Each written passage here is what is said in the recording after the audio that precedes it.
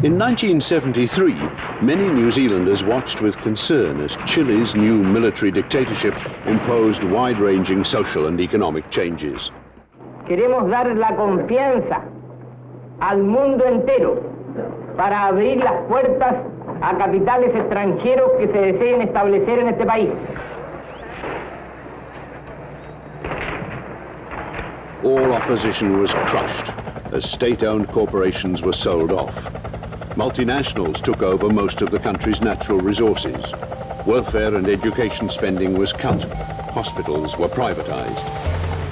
10 years later, no armed force was needed when a democratically elected government began a similar program of change in New Zealand.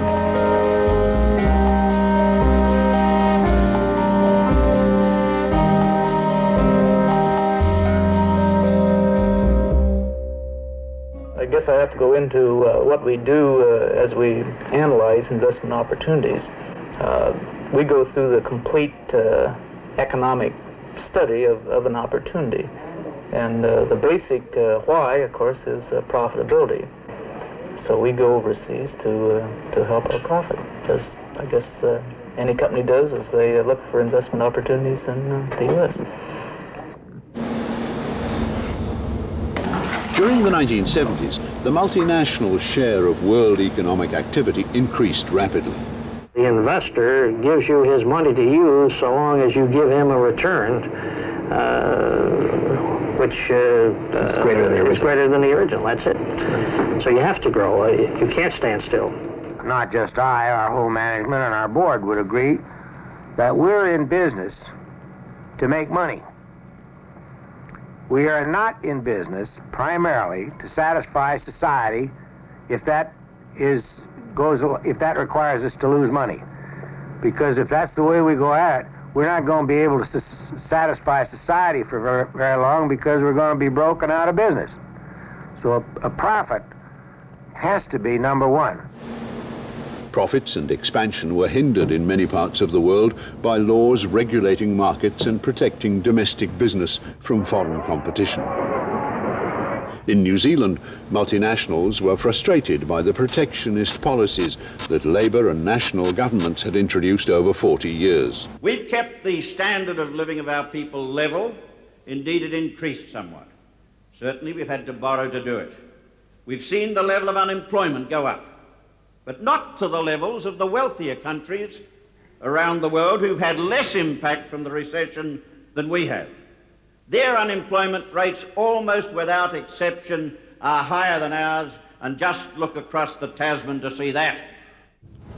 But within the government's own treasury, a group of economists was reviewing economic strategy. Their head, Assistant Secretary Graham Scott, described them as a ginger group. They were to become the multinationals' greatest allies. The view that they were proposing was really that markets do know best, and that markets are places where private agents pursue private welfare, private benefit, private profit, with all the incentives that go with that. They saw markets as being enormously creative, enormously powerful allocative devices, but also better at making social judgments, better at shaping society than human agencies. And there was a real unwillingness to go back and revisit the origins of the welfare state in New Zealand, to think about why New Zealanders had come to do things the way they did. And because of the lack of historical understanding and the lack of historical depth in the work and thinking of these economists, their work really did come very directly from a single theoretical, preconceived position.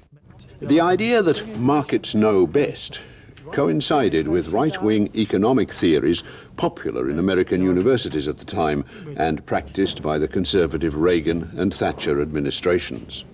It also fitted well with right-wing attitudes about increasing individual freedom and reducing elected authority. Altogether, these ideas became known as the ideology of the New Right. In New Zealand, the government's economists had a problem. Their minister, who was also the Prime Minister, didn't like their theories nor their advice. You look at some of the taxes they're proposing. This is advice that I've rejected, of course. I make no apology for doing it. That the workers that we represent... In opposition, the New Zealand Labour Party didn't have a settled alternative economic policy. But one man in the party thought he could find the answer. In 1983, the Labour caucus elected David Lange as new leader. I am not an economist, am proud to assert that I'm not an economist, and can use them insofar as they can be used, although I remember there's a chap called Stalin once that shot them. Now, I don't intend to emulate that, but I tell you that I am not going to worship at the altar of pretending to be an economist. He selected his friend, Roger Douglas, to be Labour's finance spokesperson. I think it's just the nature of the man, if you like. I think I'm reasonably active in whatever I undertake. And that tends to mean that I get involved. In developing an economic policy for Labour, Roger Douglas was assisted by Doug Andrew, an economist seconded to the Opposition Research Unit from Treasury. He and his colleagues found Roger Douglas more than ready to listen to their ideas. The only way we're going to get out of this situation is to tackle all our problems and have good economic management. But the problem for Roger Douglas was that these free market theories went against the traditional values of the Labour Party that he represented. 1984, presuming that is the next election, what's Labour's policy going to be? Well, as I said, it will be along the same general lines as our policy in 78 and 81. First priority, full employment. Beyond that, we have to address ourselves to the need to make a reality of social justice. I think we've got the broad policies to do that. It's a question of refining the details and presenting them in a clearer way. In June 1984, Prime Minister Rob Muldoon called a snap election. Have we got a date, Prime Minister? We got a date, the 14th of July, which we've worked out at Government House as being the appropriate date. That doesn't give you much time to run up to an election, Prime Minister. Doesn't give my opponents much time to run up to an election, does it? The campaign was short but vigorous.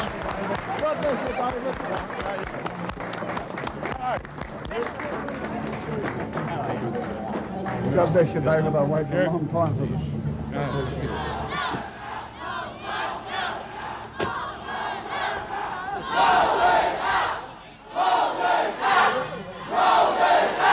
Muldoon's dominating manner and heavy-handed control had eroded his popularity. Support had shrunk to a hard core of loyalists. While their minister travelled the campaign trail, the Treasury economists began writing a brief for the man they hoped would become their new boss, Roger Douglas. But this was no ordinary brief for an incoming minister. It was a comprehensive prescription for transforming the New Zealand economy. Corporate tax rates reduced to attract overseas investment, real wages cut, controls on foreign exchange transactions abolished, tariff and export incentives dropped. Where possible, government activities to be commercialised or sold. Welfare spending targeted and reduced. And I give you specifically those pledges that you seek of our commitment to jobs, to see that there is housing and educational opportunity, but above all now, to see that there is a resurgence of the culture and the manner of the people. The National Party continued to decline in the polls.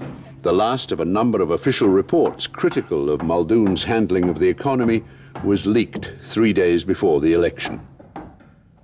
I know the New Zealand economy better than any other living soul. In or out of the state services, in or out of politics, Parliament, anywhere else. I've lived with it intimately for 20 years. 20 years. And I know what we're doing. I know where we're going. That's where we're going. That's where we're going, and we're winning. And we're winning.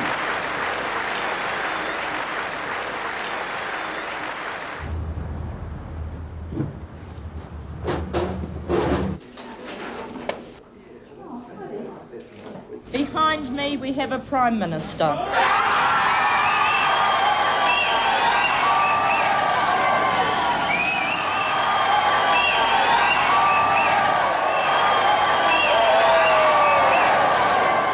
Theoretically, I should have been very pleased. I must admit to very mixed feelings on the night of the election, and I guess I must have had some sixth sense that things were going to happen that weren't going to be all good, but not in my wildest dreams on that election night did I believe they'd be as bad as they subsequently became. The day after the election, Prime Minister-elect David Lange was informed of a major crisis. Over the last week, there'd been a massive run on the New Zealand dollar, and foreign exchange reserves had nearly run out.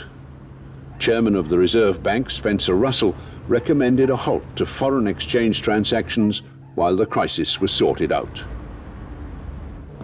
Treasury and Reserve Bank officials flew to Auckland to meet Lange and his new inner cabinet. The officials recommended devaluation by 20%. It would cost taxpayers $750 million, but it would stop the run on the dollar. When the Governor of the Reserve Bank tells me something, I listen. When the Secretary of the Treasury tells me something, I listen. When the business community and the real National Party tell me something, I listen. Lange and the other senior MPs agreed to devalue. But, supported by officials, Roger Douglas proposed a package of further reforms, saying they were logically related to the devaluation. The package gave up government controls over many parts of the financial sector, leaving interest rates to be set by domestic and international finance markets. I think there was a conspiracy between senior officials of the Reserve Bank and Treasury to work with elements of the Labor Party, Roger Douglas and others, to prepare a policy direction for government if the Labor Party was elected that they couldn't get past Muldoon. And it was virtually in the top drawer. And all those documents were already well prepared, if not written and printed practically.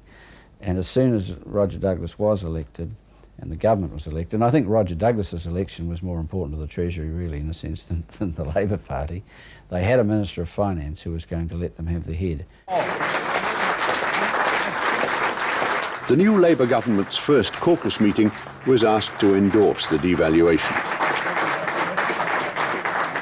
Already perceived as we had this crisis, this financial crisis, and the atmosphere was a crisis, and we had to just do what the Cabinet, or the Prime Minister and Minister of Finance said, and we'd just been elected and we had to trust them, and they had this terrible crisis to fix and they couldn't really spend much time with us, but it'll be all right and we'll look after it and so on. That's when the alarm bells really started to ring, because I think I had a feeling I heard that kind of stuff before. The exchange rate will be devalued by 20%. This will restore confidence in the currency, stop the speculation, and allow normal trading to proceed again. I believe a very sensible decision has been taken. Will certainly restore, I should think, New Zealand's reputation and credit rating around the world. 2 weeks later, the new government took office.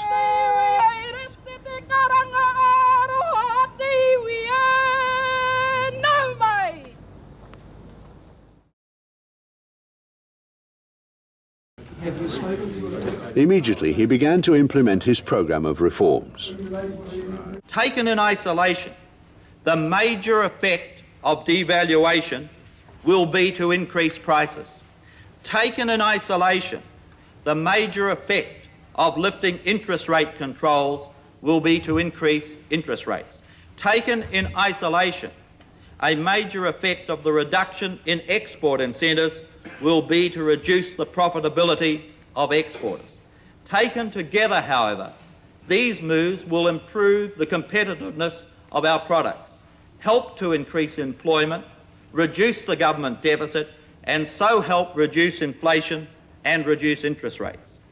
And we are warning manufacturers that if they put up their prices excessively, that we will consider issuing further import licenses so that they face even more import competition from abroad. It is far better that we start adjusting to changes voluntarily than to have it forced upon us.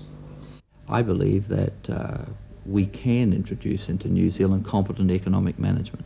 And I believe that if we do introduce competent economic management, which is going to take a couple of years to show the benefits, then New Zealand can climb back to being one of the richest countries in the world and where everyone could expect an increase in their standard of living. New Zealanders had got some idea of the extent of the reform agenda when Treasury's brief to their new minister was released some months after the election. The economy was still being described as in crisis. This government is asking the people of New Zealand for restraint and cooperation in this grave economic crisis. It would be unreasonable to ask for that commitment from the people of New Zealand without putting all the facts in front of them. The Treasury and Reserve Bank advice had an ideological thrust that surprised university economists. How would you describe the values, the philosophy, which is apparent in the Treasury from this document? I wouldn't describe it as orthodox unless you regard extreme monetarism as orthodoxy. I think that, and I agree with Suzanne Snively, one of the great revelations of this report is the extent to which the Treasury has been penetrated, I think is the word, by monetarism.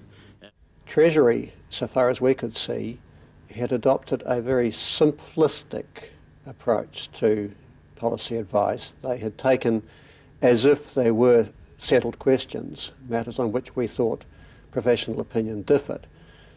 They had a position which we generally identified as monetarist, but not theoretically fully consistently monetarist. It was something of a theoretical mishmash, unified by a general faith in free markets. But I think it's important that, say, the Minister appreciates that there are monetarist views, but there are also neo-Keynesian views of how to manage an economy, and he's getting his advice from a particular perspective, right or wrong. Over the next few months, economists with different views tried to debate the issues and the Treasury solutions to them, but they were outmanoeuvred and outgunned. And it doesn't matter how you measure it, it comes up with the fact, as the Minister said, we've been living beyond our means for 10 years. This has produced some horrible problems which we have tried to solve by direct intervention in the economy, the command economy. It's failed, and now we are back trying something else. And hopefully we'll try a market economy. Thank you very much. It was generally recognised to be unwise to stick your head up and be too strongly critical of the government's position, because to do so was to invite very serious counterattack, really. Institutions which tried to represent alternative points of view tended to find themselves under strong pressure. They tended not to be able to obtain funding. In many cases, government departments, for example, the institutions themselves were in fact abolished. So the academic economists very largely went back to academic discussion. The criticism of Rogernomics would be found alive and well in the common room. It would surface occasionally at Patermister conferences. But a sustained thread of public opposition to Rogernomics did not survive. But also Roger Douglas announced packages reducing government protection and support for whole sections of the economy in what he called quantum leaps. Continue to play. Roger Douglas's line on all this was that you sort of had to do it to them before they did it to you. And the faster you did it, the less chance there was of opposition. So it wasn't a democratic process. It was a draconian process, almost totalitarian. You just rammed it through quickly because this medicine would never be swallowed voluntarily, so it had to be forced down. The faster the better. Today's decision then to float the exchange rate is a logical progression from all these moves. It will increase the government's ability to to manage the economy for the benefit of all New Zealanders. It will increase the strength and stability of policies keeping New Zealand on track for improved future growth. The New Zealand dollar could now be bought and sold freely, its value no longer determined by government, but by international currency traders and speculators.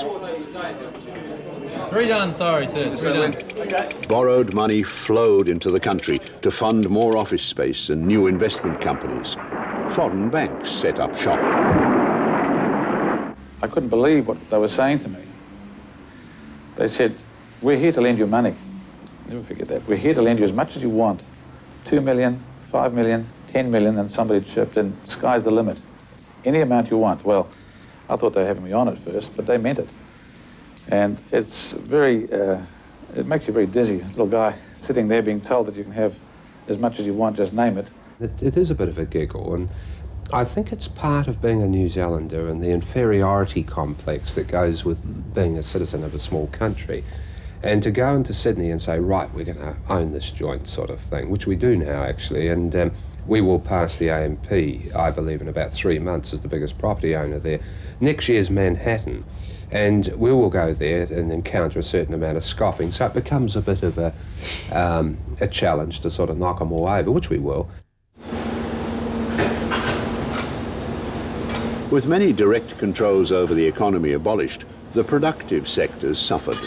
Jobs were lost, unemployment rose. Traditional Labour Party supporters, trade unionists and poorer working people were among the worst affected by what had become known as Rogernomics. The ordinary workers were telling the organisers what they thought of the Labour Party, but the union leaders were trying to preserve the Labour Party intact. Margaret Wilson, who'd taken over for me as president, was a buffer between the party and the unions and the government, and she took a lot of the flack for the government and absorbed it. Once you start a series of reforms, one is dependent upon the other. Now, I think the stage we've got to is setting in place the framework, and as I said, now we're in the process of actually implementing it. So that takes a bit longer. Margaret's role was quite crucial, I think, to reducing the outrage and the expressions of it that would have come otherwise from a party if it had been led in the way in which I think the party could have and should have been led at that time. But we do, I think, at times forget that the government has in fact made remarkable progress in a very short time. It is given then that the Labour Party has long preferred the mechanism of regulation and planning of the economy, it wasn't... Well, union opposition was just as muted as the Labour Party opposition was. The unions felt that Labour was in government, should be given a chance. There was quite an element of trust. So the unions played a positive role in support of the government, most of them, not all of them, and those of us who worked with them were put on the back foot, really, and told, in a sense, to shut up. Through working together, we can ensure that the fourth Labour government will be one of the most significant in our history. Thank you.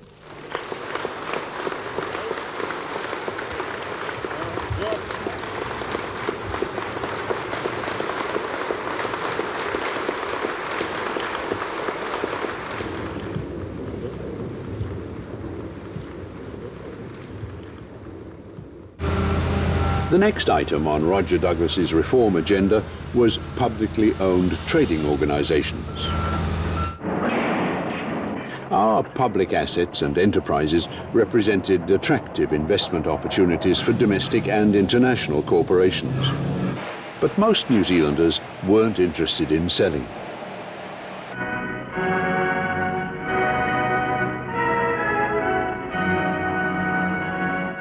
With large and fast ships, we have spanned the oceans which separate us from our neighbours, and we have provided the best of port equipment for our commerce. We have spread a trackless land with a network of roads, and over them we operate the transport of a nation. We have bonded the country with rails of steel for our steam and electric trains. With airports and aircraft, we have brought 20th century speed to a Stone Age land. We have harnessed the rivers to provide light and heat and power for our transport, our cities, and our industries. One of our most valuable assets was the state forests. The title of our department was service. It's the only one amongst all the government agencies that had that title, and it tried to live up to that word service to the public. If publicly owned organisations and assets were to be sold, they first needed to be reorganised into saleable items, to be restructured. Treasury officials developed an organisational model resembling, as closely as possible, a private corporation. Once government trading organisations had been reorganised to fit this model, they'd be ready for sale. When the decision was announced in the Cabinet room that the Forest Service and the Department of Lands and Survey were to go out of existence on the 1st of April 1987, that was the first intimation I had that that was likely to happen. Up until that point, we had been firmly led to believe by our Minister and others involved in the restructuring process that it would be necessary to divide the responsibilities of the Forest Service and remove the commercial thrust from the servicing, support and non-trading range of activities of the department. All the work we had done and all the cabinet papers and ministerial reports we had prepared were based on that premise, not on how it would be best achieved to put the Forest Service out of existence. For Treasury's plan to work, the new organisations had to be headed by businessmen who supported the new theories. For the Forestry Corporation, Roger Douglas himself effectively made the choice, his friend Alan Gibbs and John Fernyhough. It's just so extraordinarily exciting because it's so new. I mean, what a wonderful opportunity to be involved right at the start of what is the most novel experiment in terms of converting government-run organisations into business organisations, which hasn't been tried anywhere else in the world. Corporatisation has been a very necessary stage to get a handle on the enterprises, to get them roughly sorted out and to get them directed in the right way. Privately, Gibbs and Fernyhough favoured selling state assets.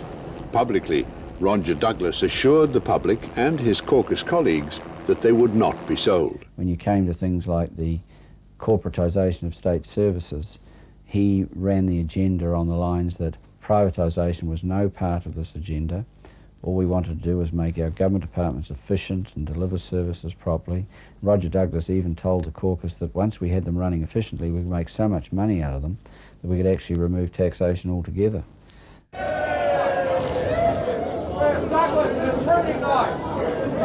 Corporatisation produced massive redundancies. Thousands of New Zealanders lost their jobs. What about our families? Rogernomics was hitting most sectors. Farmers and provincial towns were badly affected. When you're in a small concern like ours, they're not workers. They become friends, and you don't kick your friends in the guts, sort of thing. But we had no choice. The downturn was so quick and severe that we had to do something to survive. What I was saying was that I thought it would be a pity if, in the situation of the present downturn, this led to increased pressures on government to try and provide relief to certain sectors. But if you're going to take a stand, shouldn't you become a politician? No, because I haven't entered the political arena. I haven't told the government what they should do. I have merely expressed an opinion. Which is support of government policies? Indeed. Have marched 18 kilometres from Porirua here to Parliament to hold this government accountable for its election promises. This government stood on a platform of employment, and yet since it took power, There have been nothing but broken promises. You're not paying them award wages. What I've got to tell You're paying you, them the dollar. no, the training that may not be available through the formal apprenticeship system. Doing something decent for unemployed. I have got. You should support any movement that stops benefit fraud.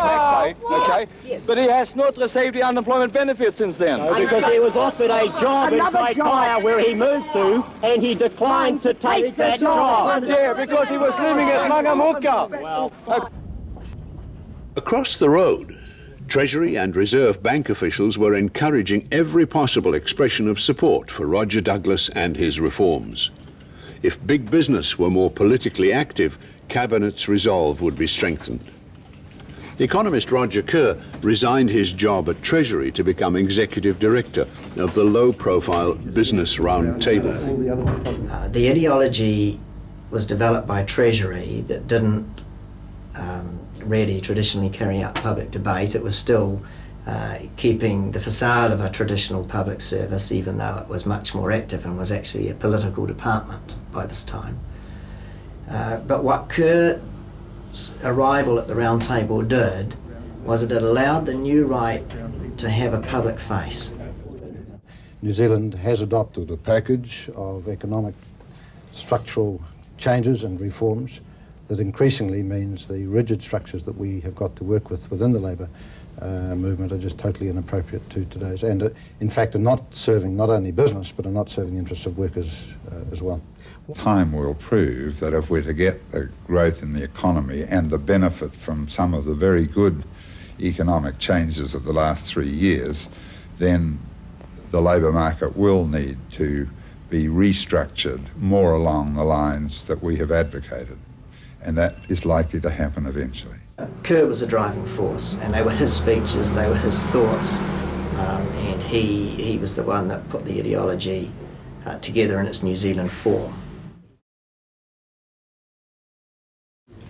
Round Table ideas made the headlines and helped Roger Douglas keep the momentum going.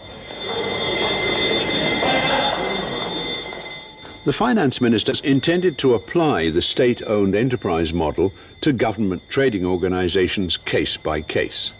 After the forests, they turned to the Ministry of Energy, with divisions covering oil and gas production, coal mining, and the electricity division, which had developed some $6 billion worth of publicly owned assets. And so here was a new government with new ideas on how the place should be reorganised, and it was our task to make it succeed. So really there wasn't any sort of resentment or feeling that, you know, that something was wrong because they were changing our organisation. That really the question was this was now government policy once it's been approved, and our task was to get on with it. Ministry of Energy officials reviewed their organisation and concluded the profit motive was no substitute for good planning and coordination. I think the Ministry of Energy people who were doing their review persisted for a fairly long time, hoping that their ideas would prevail, but certainly the government's concept of a state-owned enterprise won out quite clearly. Associate Finance Minister David Kegel wanted to go even faster. With other finance ministers, he decided to impose Treasury's model simultaneously on 9 government-owned organisations. He called it a preemptive strike. The government did not have a mandate to do what it did. It made a deliberate decision to launch the project across the board and to implement it as quickly as possible, and thereby limit the opportunity for resistance building up to it. And that was largely successful. Another reform advocate, Reserve Bank Deputy Governor Rod Dean, was appointed head of the State Services Commission to push through changes in the public service. Business Roundtable Chairman Ron Trotter headed a small committee to recommend businessmen and women to run the state-owned enterprises. Control of the nation's resources was shifting from elected authorities to the big business elite. On the 31st of March 1987, while public servants protested outside, the Prime Minister announced the creation of 9 state corporations, including telecom, the post office, coal, electricity and land. 6 months on, the benefits of corporatisation will be assumed. They won't be celebrated, but the pains of the past will be put behind and people will be very positive about their future.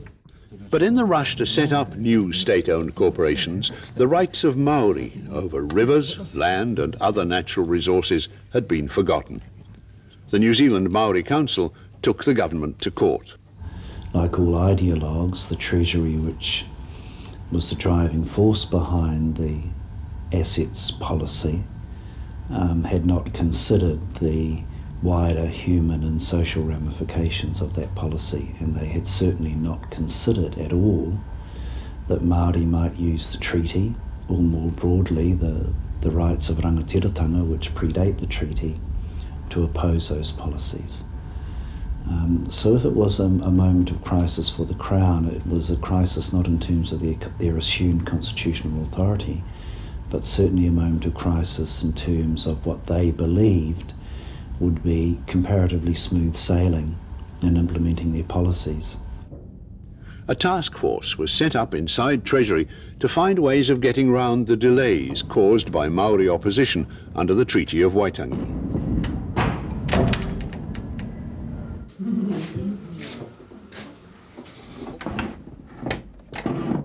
Under new management, the state-owned enterprise's profits rose rapidly. How are you today?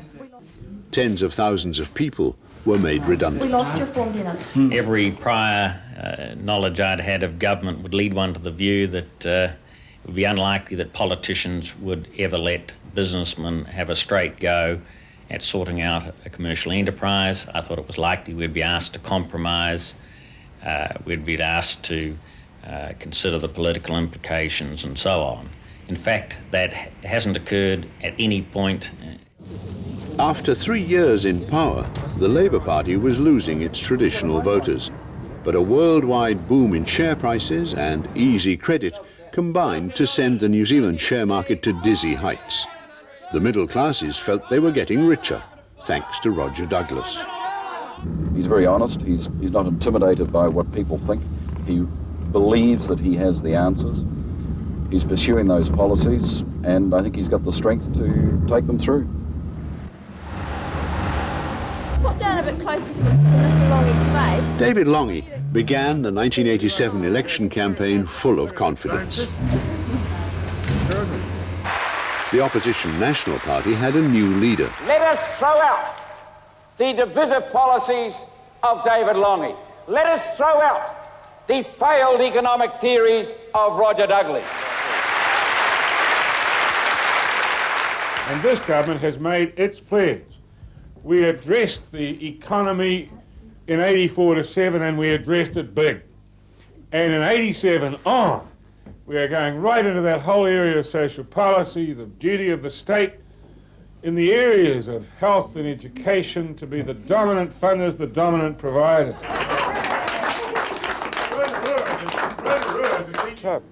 Labour's promises were short on detail, but the direction was clear. Big improvements in public health and education. Meanwhile, Treasury officials were writing a brief for their Minister of Finance. But the brief didn't suggest ways for Labour to put its promises into effect. It did the opposite, proposing a new right prescription to cut government's role in health, welfare and education. Labour's election campaign was well supported by big business and the multinationals.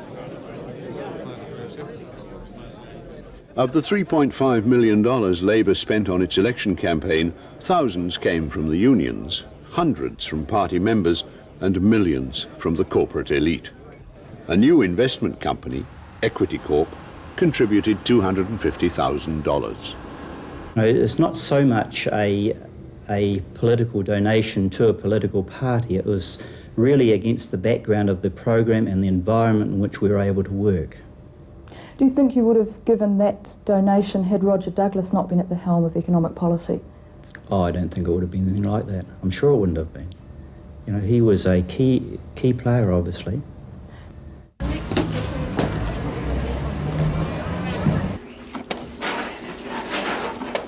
Can I say to you that I find it enormously fulfilling that for the first time since 1938, the Labour movement has been re-elected to a second term in New Zealand Parliament.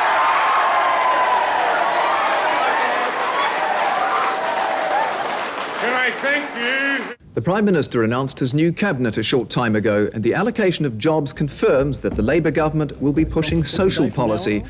I will be the Prime Minister and Minister of Education.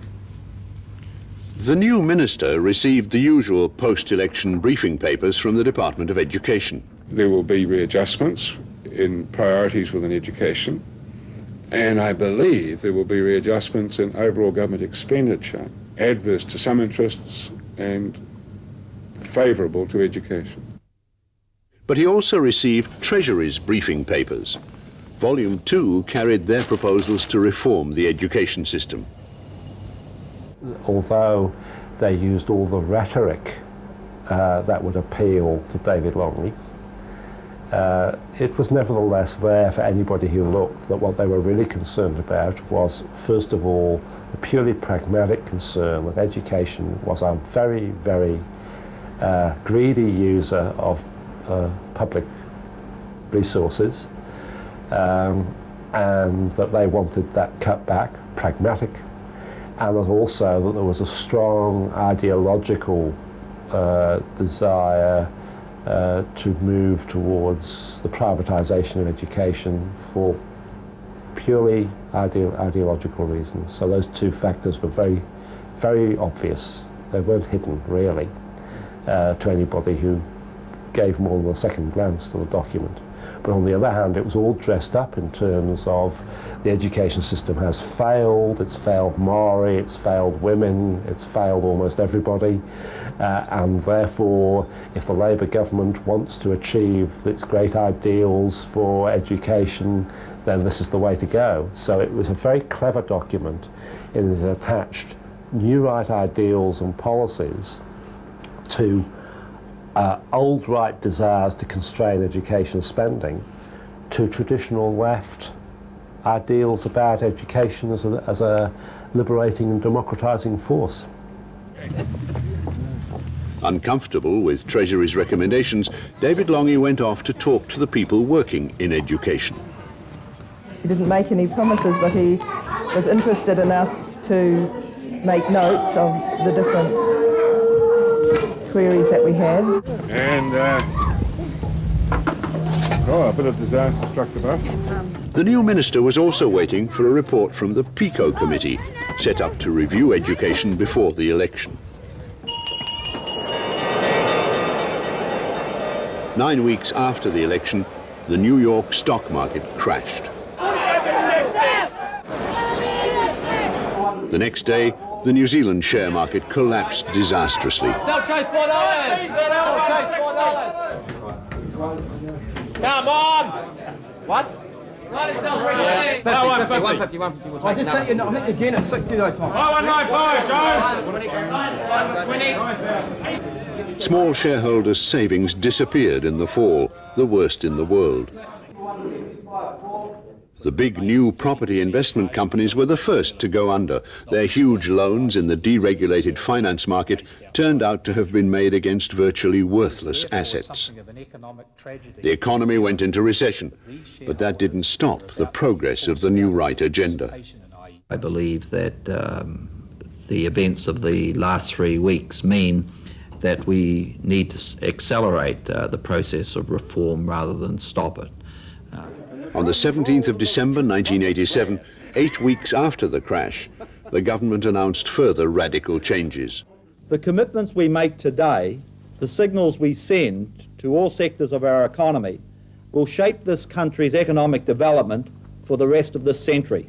The main aim was to attract international investors. Tariffs were halved, company tax was cut to below that of Australia. It's important that our company tax rates are competitive with those of our trading partners to ensure that we get investment in New Zealand and thereby jobs. It's also important that our personal tax rates remain competitive with our trading partners so we retain skilled people. High income earners and investors would have massive tax cuts. But the most significant announcement was the government's sale of 13 state-owned enterprises. It is more important that we pay off the debt than that we keep the assets. I think it's a very bold, dramatic package which is going to put New Zealand right to the forefront of international countries. Domestic and foreign investors welcomed the government's announcements. David Longy spent his 1987 Christmas break at the beach, pondering the way that his government was moving more and more to the right. Back from holiday, he bypassed his cabinet colleagues and went on television to reject the December income tax cuts as unfair to the low-paid. Faced with the choice of relentlessly pursuing things which might be inequitable in application to save one's political face on the 1st of October 1988 is not something that I'm prepared to do, nor is Roger. Roger Douglas couldn't speak for himself. He was overseas. But David Longy's about-face was great news to the opposition. Well, it's clear that the Prime Minister's statement today is a massive vote of no confidence in Roger Douglas. It was he who prevailed to make the announcement on December the 17th. In December we had a very positive statement. We had a cart with all 4 wheels and a packet of goodies in it, and now the wheels seem to have fallen off. Once Roger Douglas was back in the country, Cabinet agreed to modify the flat tax proposal, but most of the package remained. The asset sales would proceed regardless of public opinion. The national airline would be sold to a consortium including its competitors Japan and Qantas Airlines.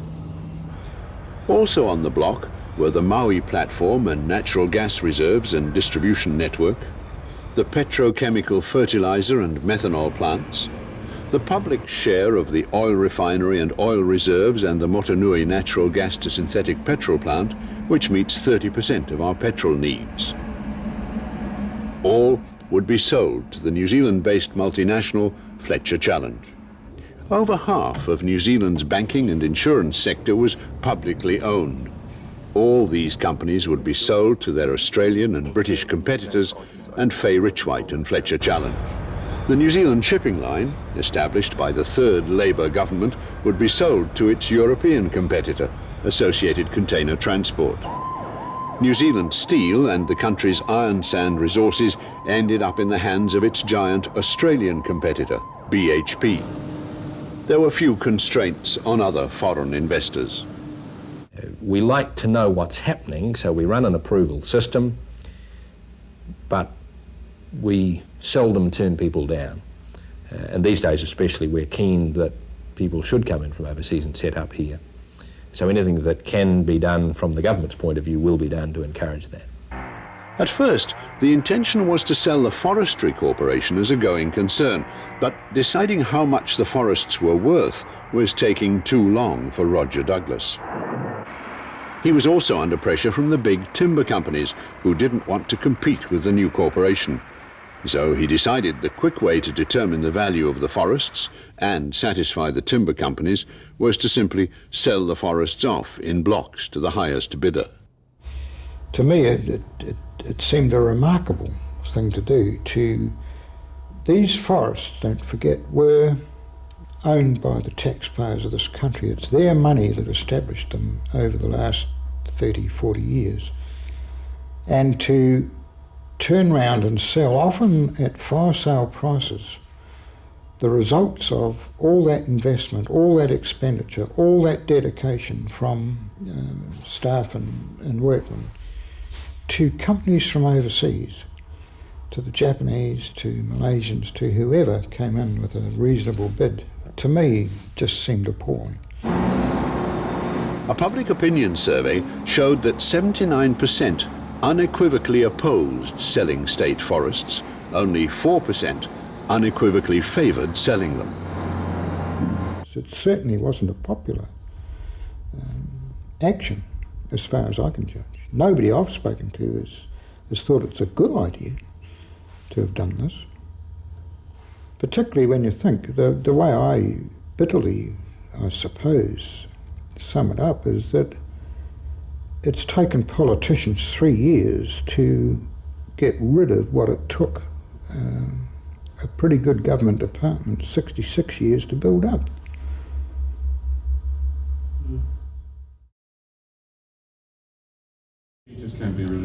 In May 1988, PICO's Education Review Committee reported to the Minister of Education, David Longy.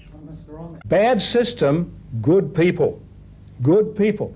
As our consultant said, the system was in fact carried along on the backs of the dedication and the professional integrity of the people working in it. Oh yes, we get frustrated by the old Department of Education. Oh yes, we get frustrated by education boards, but that's not what it's really about. But of course, as far as the Treasury were concerned, that's what it really was about, because until you could get through these structures, these administrative structures, you could not begin to bring market disciplines to education. And to that extent, their goals are clear in here. They were heading towards the dismemberment or dismantling of central bureaucracies. They were heading towards schools as competitive units. They were heading towards schools as acting under very, very tight financial discipline so that funding could be capped, and preferably perhaps towards privatisation. It is not an abdication of assurance of controls and quality. It is a major democratisation at the level of the board, particularly for primary schools, and for secondary schools, an enhancement of their role. A campaign of public consultation began. The idea, of course, about the whole PICO thing is to make sure that you as teachers have access to ready decision-making. When you're on a board of trustees, you will... Schools and the public were invited to make submissions about the PICO report. Democracy and its authority, and the two have to work together. The invitation was well received. Submissions poured in. We were concerned about staffing levels, the ability of schools in richer communities to shift resources into staff funding, and therefore we could see at that point the whole gap between the rich and poor being blown apart, and or just being expanded through. So we tried to focus on those issues. There were 12,000 submissions, which the government considered and duly ignored, because in 1988 along came the White Paper, August 1988, Tomorrow's Schools. Reform which the government is announcing today will be amongst the most important the government will ever implement. Clearly there were a number of agendas in the pot. There's the Treasury agenda, which is a matter of shifting responsibility, in essence, or the government's agenda, shifting responsibility as much as possible for outcomes from central government to communities, without actually providing the resources and other things that needed to go with that. It was a victory for the new right in the halls of the Beehive. But I don't think the Minister of Education realised that. Over time, limited government funding would force trustees to look for money elsewhere, to charge student fees, to seek corporate sponsorship, to advertise for paying pupils. They'd be forced to compete with one another, and so would kindergartens, polytechs and universities.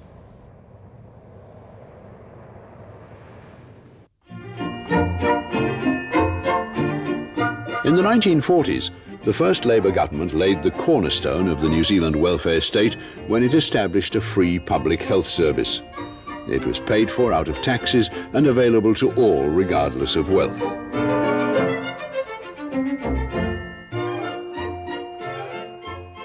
In the 1980s, Treasury decided the health service needed urgent restructuring. People should pay for their own health care through private insurance. Vouchers would be given to the poor so they could buy private insurance. I do think that the people of New Zealand were generally satisfied with the health system. But as more and more reports came out saying that it wasn't functioning well, people began to believe that there's no smoke without fire. Roger Douglas's friend, Alan Gibbs, had been appointed chairman of a 3-person task force to recommend changes to hospitals and related services. Assisted by Treasury official Peter Bushnell, the task force met in private, heard few submissions and reported in April 1988.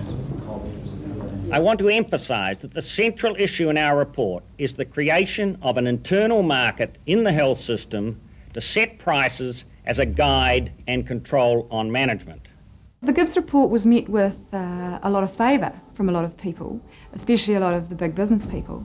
As far as the hospital side of our business is concerned, I see a longer-term possibility of contracting to the public sector, and we're quite excited about this. When I first read the Gibbs report, I can remember thinking, this is the beginning of the end, because it only presented 2 options. It presented option A, which was privatisation, the whole lot, and option B, which was contracting out, funder-provider split, those sorts of ideas. The proposition of having a contractual relationship between the regional health authorities and the providers of health, in my view, puts the system at risk of being handed over slowly but inevitably to private health interests. Professional and public opposition was widespread. Health Minister David Cagill distanced himself from the task force. But I believe that it is irresponsible for him to claim, and to keep on claiming, for example, that we can eliminate waiting lists. To claim that hospital waiting lists are somehow a symptom of a system that is broken down or that can't cope. To claim that with better management and greater efficiency, waiting lists would disappear. I believe that I guess it was like a bit of a political hot potato, because it had met with such a lot of general disease that it faded into the background. But it was still there, and it was still casting a shadow over future decisions that were being made in health. I think in the end that someone will get the structure right, because I think all around the world, government, state sector systems that are run like ours, like the British National Health Service, all have a similar structural problem. Our report was apparently a Treasury officer just returned from the United Kingdom, and every person he spoke to over there had a copy of our report. They thought that would be likely the way they would have to go to fix the British system, which has similar problems. So I'm not really dismayed in the long run. I think that for the health of New Zealanders, we're going to have to go that way, and I think sooner or later it's going to happen. The Business Roundtable lobbied hard to keep the revolution going. They used the level of public debt to justify selling public assets and cutting government services. We've got to get to the other side of the river. We're in the middle of the river now, and we'll drown if we don't do something about it. We just can't go on borrowing. Whether we like it or not, we will find the shutters coming down, and we truly can become a third world country unless we pull ourselves together. And that meant pulling apart the state. The state sector bill dismantled the public service. The public service unions campaigned against the bill. Since learnt how to begin to organise a press conference. The State-Owned Enterprise Act took away the trading elements of the state and put them into their own little enterprises so that they could then be commercialised, sold off, or whatever the government wanted to do with them. And the State Sector Act then broke up the rest of the state from a unified state sector into little groups that they could then be dealt with in any way that the government chose. So instead of having to deal with the whole state sector and make changes that way, they could then look at one particular sector of the state sector and make changes to it. Each department would be run like a private corporation, controlled by a new chief executive. That person, in turn, becomes the employing authority for that particular department, and can then flow those kinds of appointments on down through the service.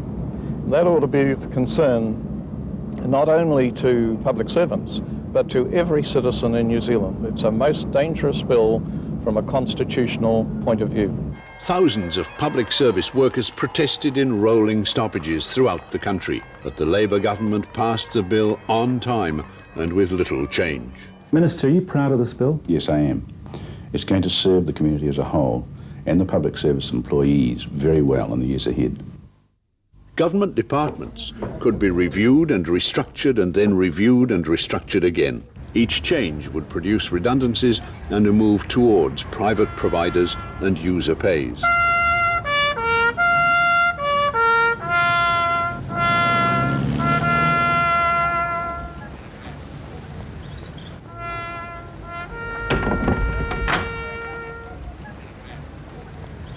It's leading edge, what I would call leading edge kind of work in terms of the privatization, in terms of an honest assessment of what the risks are to government, and in terms of how risks are accounted for.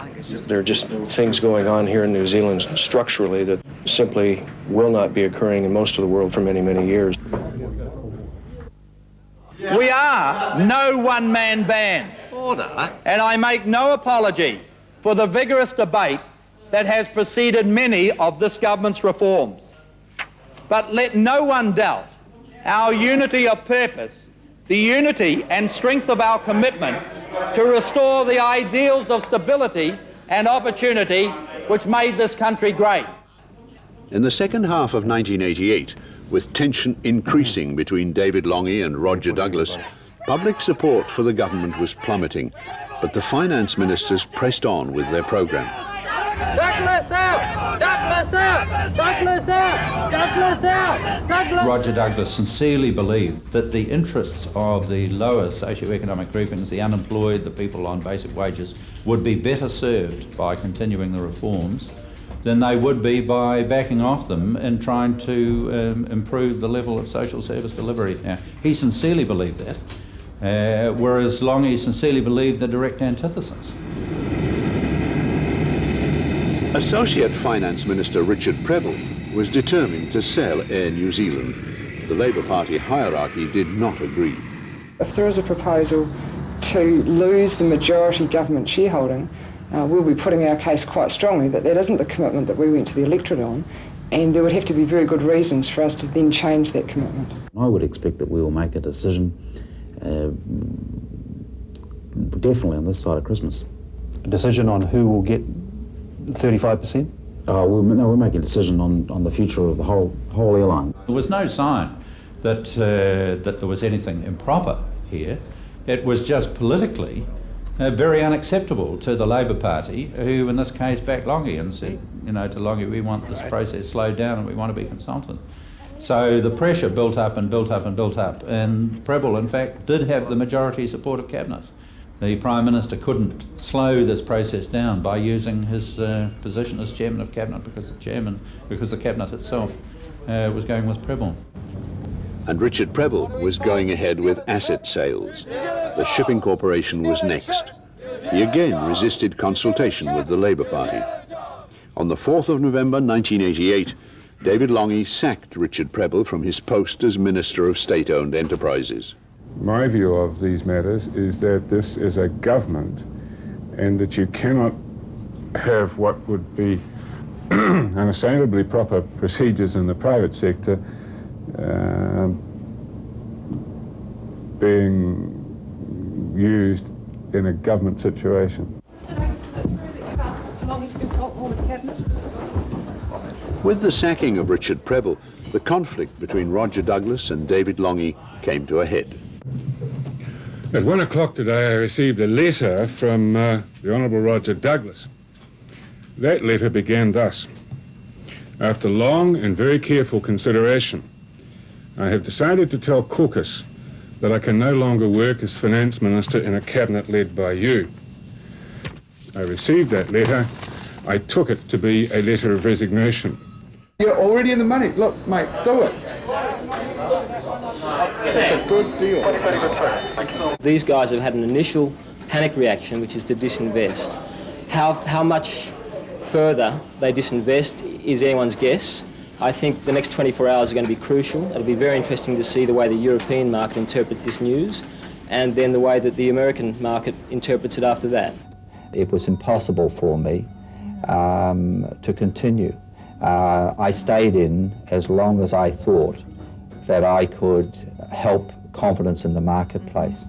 But when events unfold, which you cannot control, then it was simply time for me to go. Interest rates since Richard Prebble's sacking have gone up by well over 1%. That is entirely unnecessary. That is costing people a lot of money, or will, in terms of their mortgages, and it's costing people investment, and it's costing jobs, and that was not something which I could sit by and watch as Minister of Finance. David Cagill now became Minister of Finance. I don't see taking over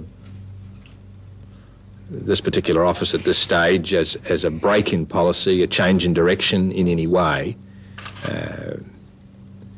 And it seems to me that that is the most important statement that can be made in terms of the markets. I had several meetings with David Longy trying to convince him that there were alternatives, and presenting him some of them, and feeling almost as though at the end he was a captive. In fact, I recall once saying to him, surely you could get support from Helen Clark for this position. He said, the only supporter I have in the cabinet is Russell Marshall. Helen Clark is so dry she's combustible. And at that point it was clear that Longy had no control whatever in cabinet, and that the new right was now totally in control of the government. You know, and the pressure of being one person standing against this, even though Prebble and Douglas were out of cabinet, became too much. That was his one flaw as a politician, that he couldn't put together a coalition to back what he was doing. His coalition, in fact, that had got him into office had been Roger Douglas, Richard Prebble and their friends. I mean, those were his mates. When the Labour Party caucus re-elected Roger Douglas to cabinet, it was too much for David Longy. 7 days later, he resigned. And I just want to salute you for a great contribution to New Zealand, for a great contribution, in fact, to the world political stage, because you are recognised and known as a leader internationally who has done some exciting things for this country. And I think that's just something that we should all say thank you for. And my friend, I'm sorry to see you go. Can I tell you, Geoffrey? I've changed my mind.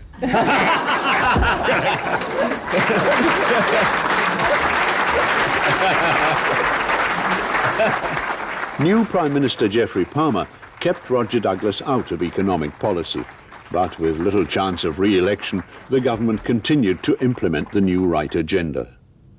Richard Prebble was reappointed and told to sell more state assets. We're here today to announce the sale of Telecom Corporation of New Zealand and to introduce the partners who will be guiding the company in the future. The sale to an American-led consortium was opposed by 96% of New Zealanders. Promises safeguarding the community's interests were engraved in stone tablets made of plastic. I'd like to thank the Treasury and the advisors to Treasury, Butler Wilson and C.S. First Boston. Today, ladies and gentlemen, I want to share with you National's economic vision. This really is a very proud day for the National Party, and we're just so thrilled that so many of you have made it your business to travel to be here today. A general election was due in November 1990. The National Party knew it could win. Checkbooks are always open for political parties, so long as they get the things right. You know. The goals by themselves are very specific. 3% growth, we haven't attained it. It's very specific. Halving unemployment is very specific. Balancing the budget is very specific. They were looking for somebody who had an agenda, a plan, an ideology. And of a pretty talentless caucus between 1987 and 1990, there was really only one person on the economic front who had that agenda, and that was Ruth Richardson. And she basically made her ideology the party's. principally because she faced no opposition. Ruth Richardson had the help of two economists, Martin Hames from the National Bank and Ian Rennie from Treasury. There's no question that the paid advisors that were put into the opposition, one by Treasury and the other by the commercial community, had a significant influence in, if you like, fleshing out the ideology of Ruth Richardson and turning it into practical policies that could be implemented if National gained power. National began the 1990 election campaign with the slogan, "Creating a Decent Society," and presented itself as defending the New Zealand way of life. What about your overtime rates, your penal rates? Good question. We are not changing overtime rates or penal rates. That's a Labour lie. And they had to take their advertisement off radio yesterday because it's a lie. The plans being made by Ruth Richardson and Treasury hardly featured in National's campaign promises. Yeah, that's my bit. Yeah, that's my bit. Treasury officials again prepared a brief for their next Minister of Finance. They recommended shifting health, education and welfare costs onto families and individuals, reducing corporate taxes, cutting benefits and wages, and encouraging foreign investment in this country. Then you'll be able. Meanwhile, Jim Bolger was promising tougher controls on foreign ownership, abolition of the superannuation surtax, and no cuts in health and education spending. Can you give a cast iron guarantee that they will not be broken, that they will all be implemented? No, we will honour our promises. The policies we thought through very carefully before we put them into our manifesto. They're there to be honoured and to be put in place.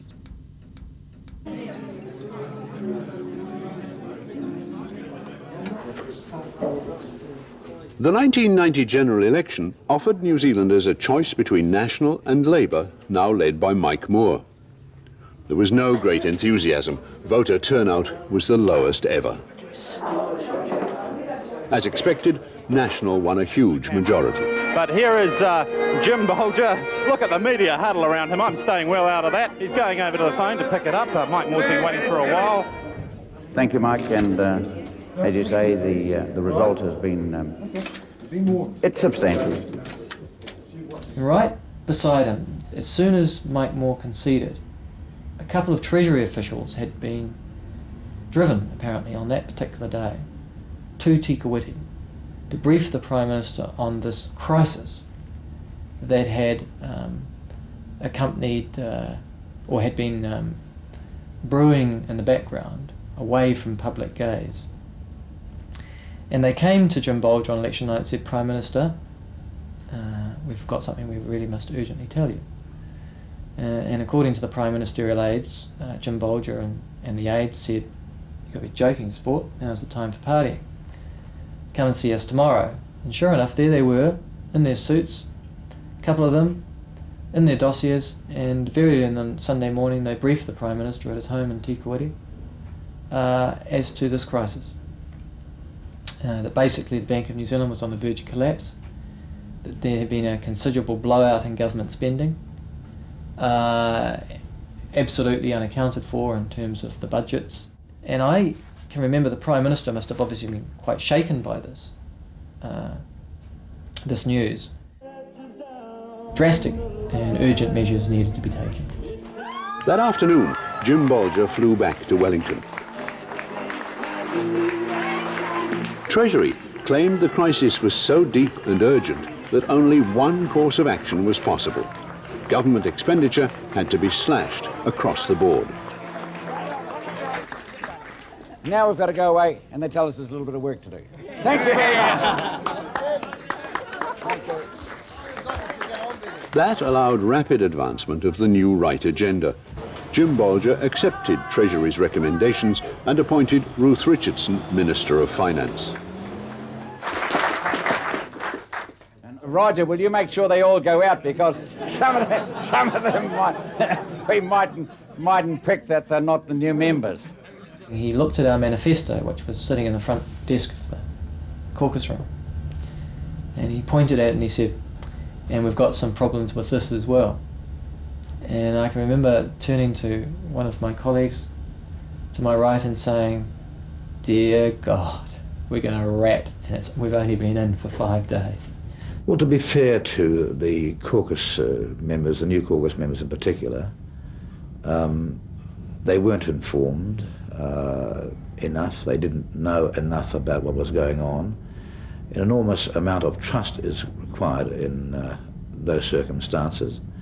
They played a wait-and-see role, but of course things move so dramatically fast that you're waiting to see developments which don't relate initially to, at the end, to those things that drove them at the beginning.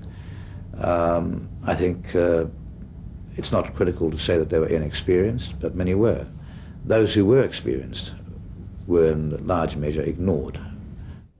$640 million was lent to the Bank of New Zealand to save it from collapse, and the new government began cutting expenditure. It's a bit murky. A bit murky like this announcement. On budget night, the table to surplus, that is the government's cash position, was projected to be $4.989 billion in the financial year ended 30 June 1991. Today I am announcing a revised projection of $2.556 billion as a surplus. Treasury and I guess the Reserve Bank scared the incoming Prime Minister and Cabinet into taking precipitate action. And it was action that Ruth Richardson was quite happy to take. After all, it ideologically suited her, and it suited ministers like Upton and Luxton and Williamson again. But there was no question that Bolger and Birch, who were meant to be holding the strings on Richardson, in the same way I guess that somebody walks a dangerous dog on a leash, there was no question that they felt the situation was so urgent that the dog should be unleashed. So it was.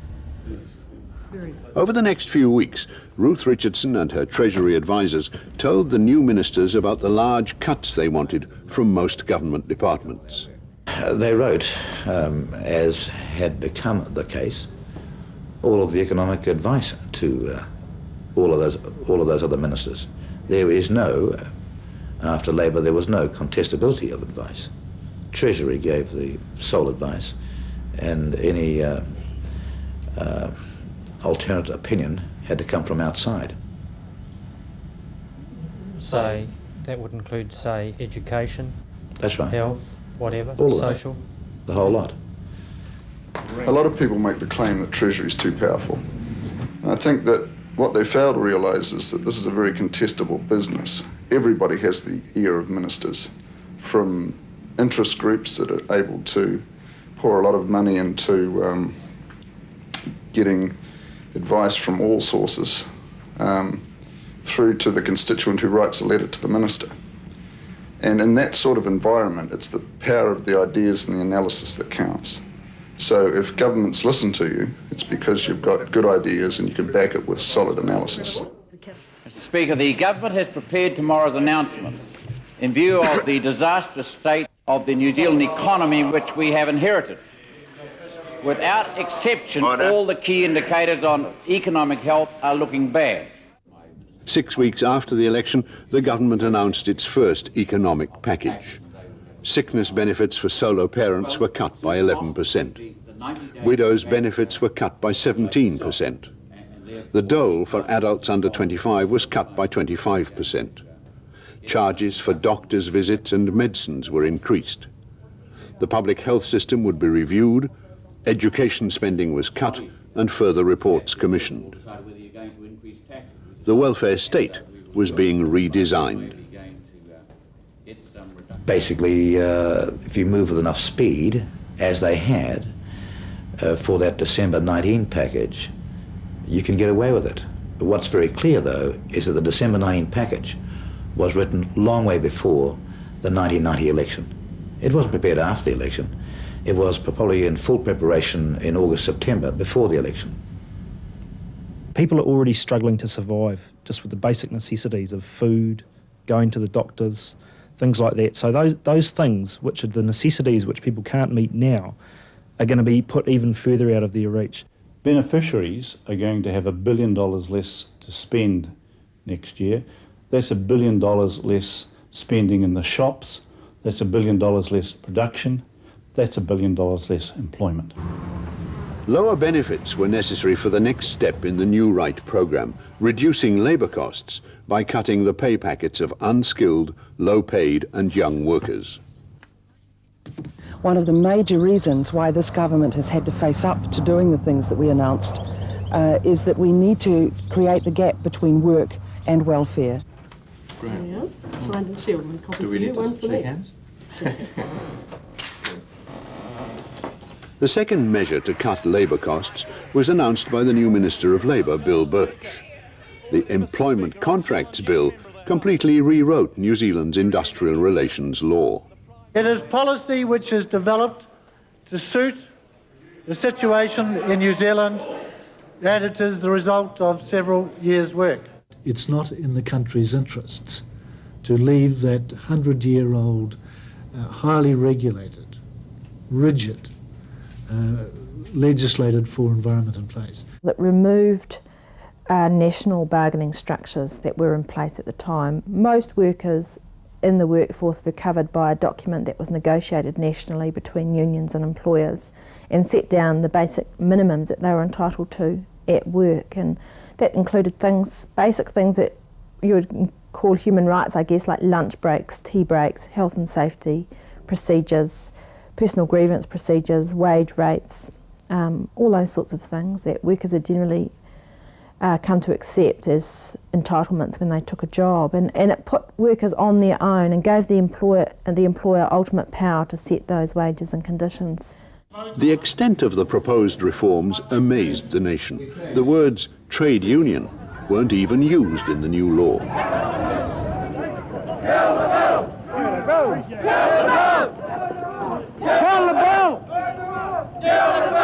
Employers welcomed the proposals. The bill would enable them to cut wages, abolish overtime and penal rates, and save money by cutting back the working conditions of their employees. Too many New Zealanders still float in a dreamtime world that has the good life as a matter of right. Cheap labour would make New Zealand more attractive to international investors.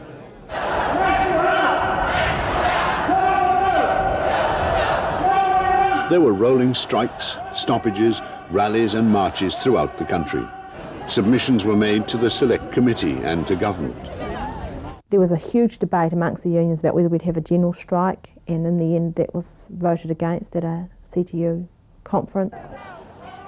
My feeling at the time was that we should have organised some sort of public disruption.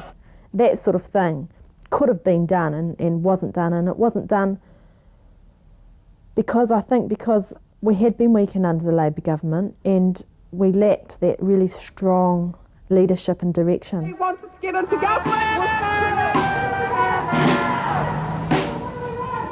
The legislation was passed on schedule. It was even tougher on workers and unions than originally proposed.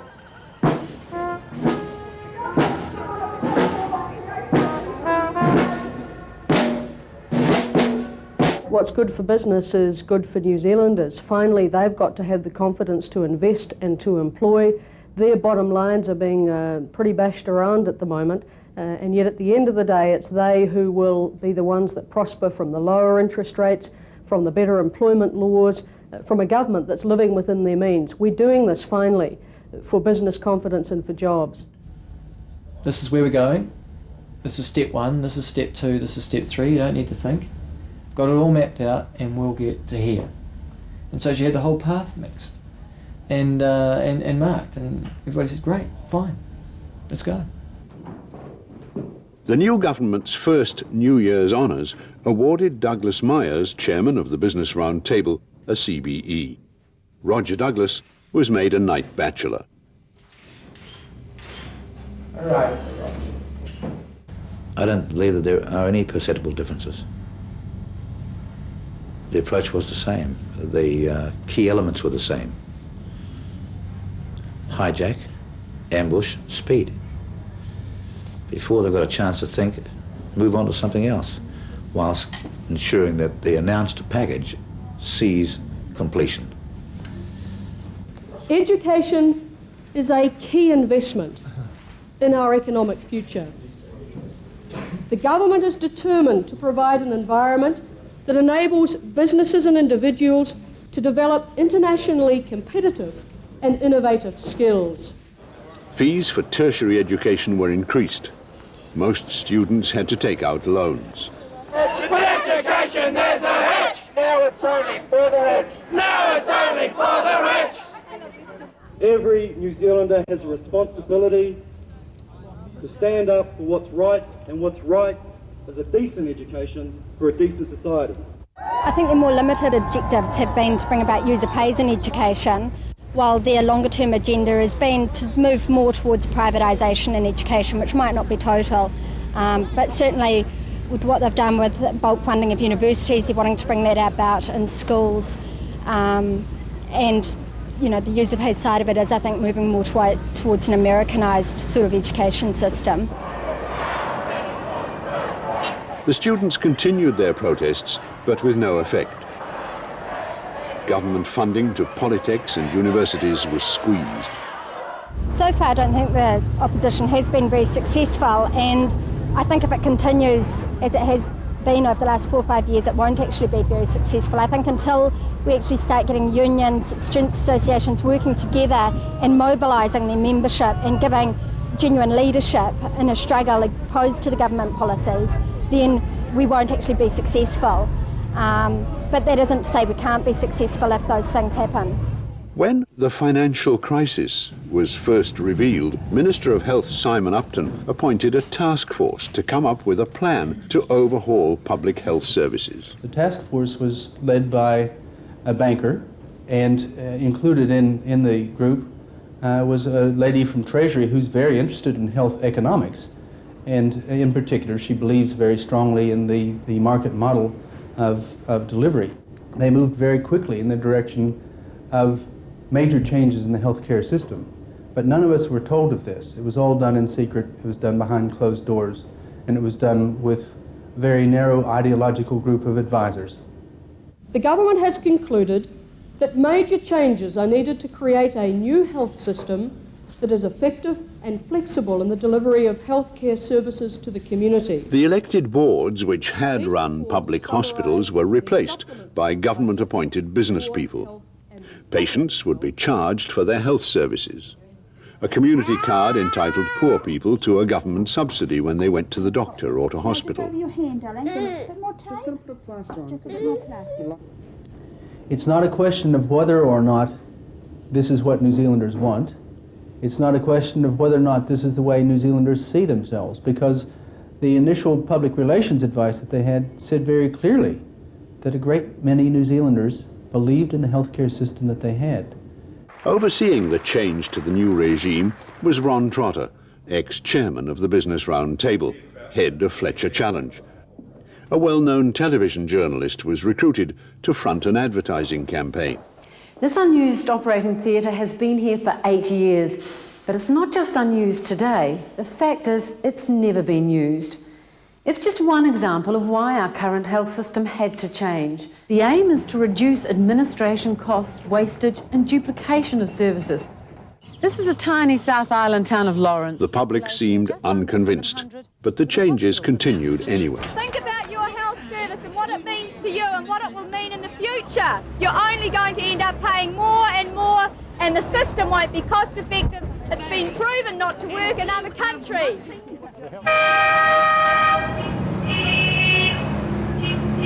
Some charges were reduced, but the user pays framework remained. So the process is intact. Everything is quite capable of moving towards a private healthcare system, similar to what is the primary source of the management of the healthcare system in the United States.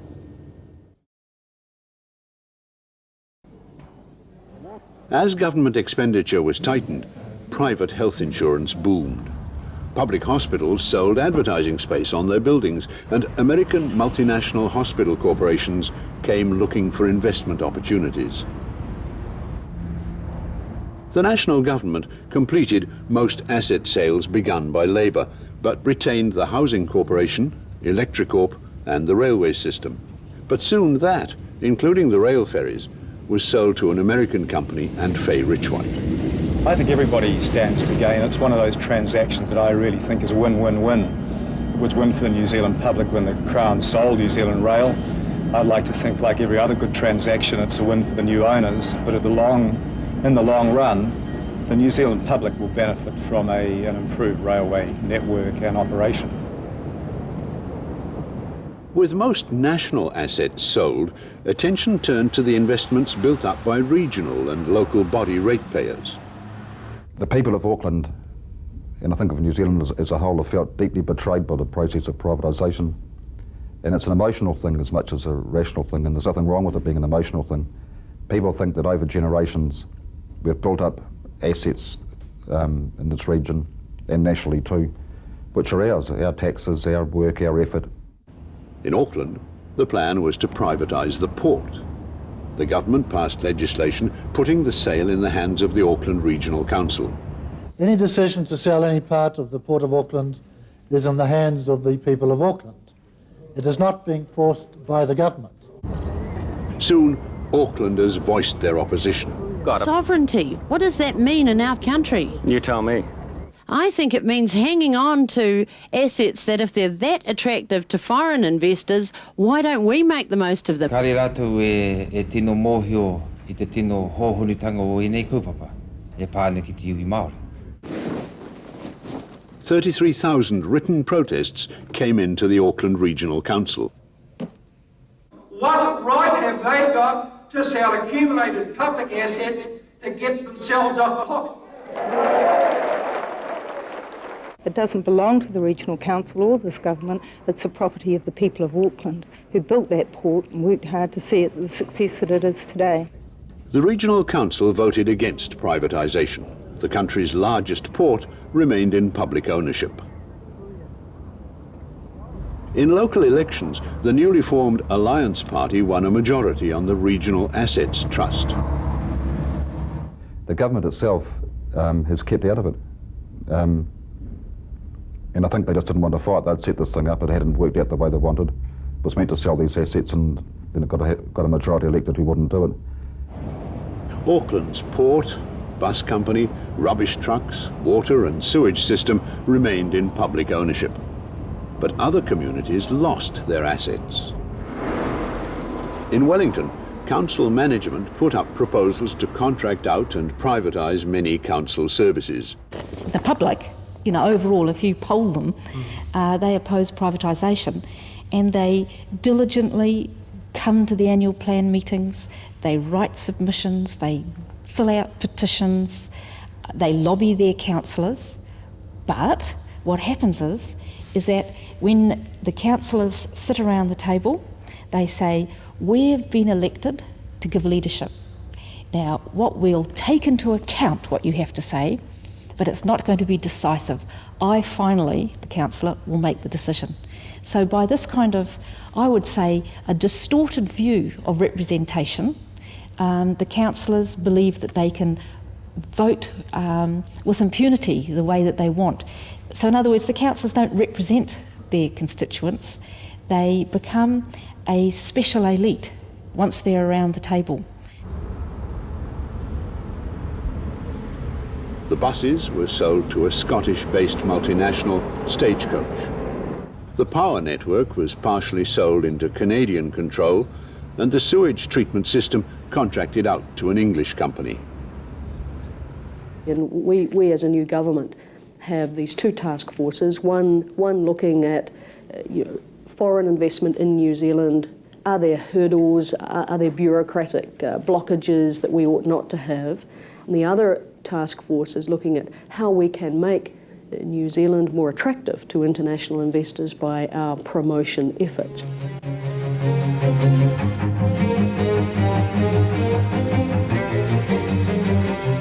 Aotearoa, New Zealand. Behind the veil of South Pacific beauty is an expanding economy, well prepared for the 21st century. Now highly competitive after a decade of reforms, New Zealand invites international partners to share in an exciting business future. Supportive government policies provide a commercially transparent environment with no hidden costs. There are low interest rates and inflation restrained by law. A freely convertible currency with no restrictions on transfers. Equitable taxation without levies on capital gains. New Zealand, the profitable partner.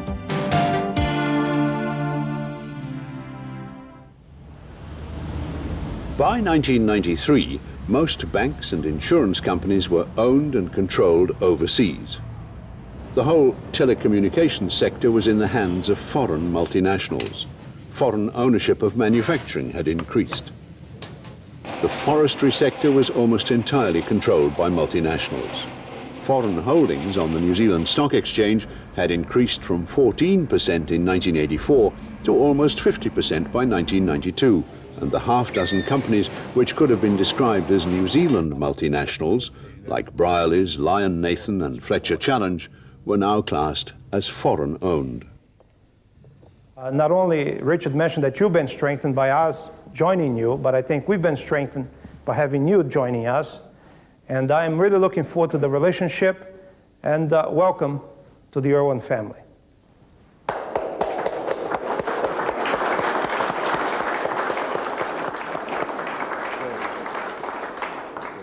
For ordinary New Zealanders, the possibilities for opposing new right policies seemed exhausted. Demonstrations, petitions, opinion polls were ignored, trade unions had been defeated. Rank-and-file members of the Labour and National parties felt they had little influence on their parliamentary leaders. Democratic structures like hospital, harbour and power boards had been abolished. City councils were under pressure to sell off assets and privatise services. Democracy in New Zealand had been limited and redefined. Some individuals in the corporate business sector have been considerably empowered by the events of the last 10 years. But I would guess that 90% of the population of New Zealand has been thoroughly disempowered compared to the influence and effect that they could have on their economy as it impacted on their daily lives in previous decades. We ran what was essentially an insulated economy. We did that for very good reasons. It was one of the instruments we used to achieve control over our lives and to achieve the sorts of social ambitions that most New Zealanders wanted. Some of the options we used may or may not be any longer available for one reason or another, but many of them are. We've simply abandoned them for ideological reasons. One of the consequences of that, of course, has been the thorough interpenetration of the New Zealand economy by large transnational corporations. Many New Zealanders will find, as a result of that, of course, that it will become increasingly difficult to achieve their social ambitions because they will have no means of controlling those organisations, and those organisations, of course, have no interest in the social infrastructure of New Zealand. Probably many of their boards of directors are not even entirely sure where New Zealand is. So why should they give diddly squat about it otherwise than as a set of sub-accounts to a large transnational corporation? The new right owed a large part of its success to an electoral system which always gave either National or Labour a clear majority. Frequently called an elected dictatorship, first past the post had given key ministers the control they needed to introduce their reforms. No symbolism in the fact that it's Guy Fawkes Day that we meet. Listen up, you clutches! Enough is enough! We've had it up to here with your two-party stuff. You're sitting pretty while we go down the drain. Let's have MPs so our votes are not in vain. Thank you. In 1992 and 1993, there were two referendums on the electoral system. In the first, voters chose between first past the post and a range of proportional representation systems. In the second referendum, the choice was between first past the post and the preferred alternative. They thought, no, one's going to vote for this, don't be ridiculous. We'll throw them a bone of a referendum. And the 1992 referendum, to decide which was going to be the policy option, came as a huge shock. Huge. Shook this place. This place was traumatised for about a week, actually. Coming back here and seeing, my God, they hate us. They hate the system. They're voting for reform. Only 15% supported the existing first-past-the-post system. The second referendum would be held at the same time as the next general election, November 1993. Look out for your Referendum 93 pamphlet. You'll find it with your community newspaper. It tells you what you need to know about the two options. First past the post? Or MMP. It could be the most important political decision we ever make. A number of members of Parliament, Helen Clark, Labour leader, Tony Ryle of the Electoral Law Select Committee, Doug Graham and those got together and said, hey, you know, how can we stop this? And then suddenly realised that it looked really bad for these traditional enemies to conspire to try and frustrate public will. Up until April '93, you know, really the ERC, Electoral Reform Coalition, had really had it to ourselves, and we were on a roll, you know, to win. And then suddenly in April '93, Peter Shirtcliffe launches his newspaper advertisements. At the end of the day, the first-past-the-post system has, in recent years, finally delivered. It's bailed us out of the hole we dug for ourselves 20 or 30 years ago, and we are now one of the best-performing economies in the Western world. You say the economy would go down the gurgler if we got MMP? It would put enormous stresses and strains and put the achievements of the last 4 or 5 years at risk, without a question. Steve Murray, is that true? Peter Shirtcliffe set up a campaign office through which the business community could fund major advertising to oppose MMP. We believe voting for MMP is gambling with our country's future. Our children could pay the price. Is it a risk we can afford? Tick the top box. Reject MMP. The Electoral Reform Coalition, on the other hand, had a vast body of people and built up networks of activists through allied organisations and sort of spread that network out so that you know, we found people in every little, in places like Takaka and Kaikoura and Lumsden, and you know, we thought who knows who, and educated them about what MMP was about. What we're wanting is a system where every vote counts equally, and that pressure groups can't go and tap on the shoulder of their favourite cabinet minister and get what they want, and that's what they stand to lose with MMP. But what's fairer and simpler than one person, one vote? What is fairer and simpler is one person with a vote that counts no matter where they live, and parties getting seats in Parliament in proportion to their level of support throughout the community. That's the difference. In the last week before the referendum, Peter Shirtcliffe's campaign spent more on advertising than the Labour and National parties together. 21 extra MPs will cost us millions of dollars every year. Enough is enough. Tick the top box. Reject MMP. Saturation advertising seemed to be shifting undecided voters against MMP. Since May, support for the present system has climbed to 41% last weekend. Support for MMP has remained static throughout October on 46%. The undecided are down to 12%. It was sort of frantic as we sort of juggled with what could we afford and what else could we do.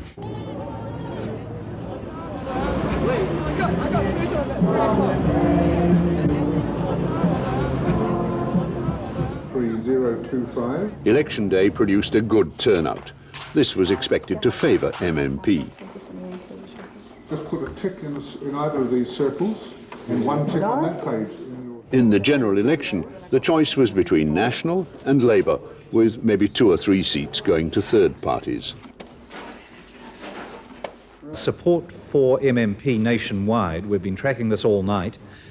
There you see it. 53.8% on a vote count of 91%. So 91%, and you see that Rod Donald there, who we've talked to 2 or 3 times tonight, is cutting the MMP cake. He can well afford to do so with 91% of the vote counted at this stage. We have gone for MMP, and we have gone for MMP comprehensively. We have a new system of voting.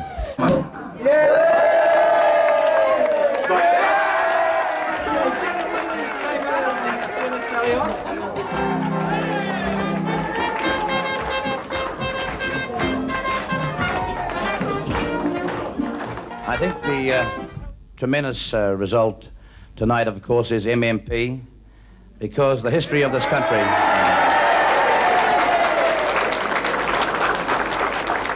They flung everything at it, and the people said no.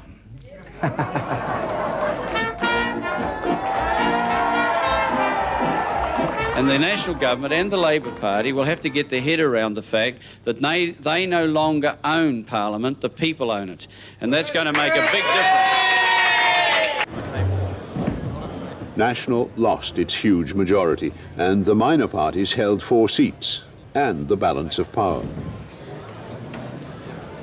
What New Zealand very, very much needs now is stability, so that those who are interested in New Zealand, whether they be existing investors or potential investors, do not take fright. That's in everybody's interest, no matter who they voted for across New Zealand today. Next morning, Treasury officials arrived at work early and began shredding documents. They needn't have bothered. Within a few days, the national government had re-established a working majority. For the time being, the interests of international investors and multinational corporations would continue to reshape New Zealand society.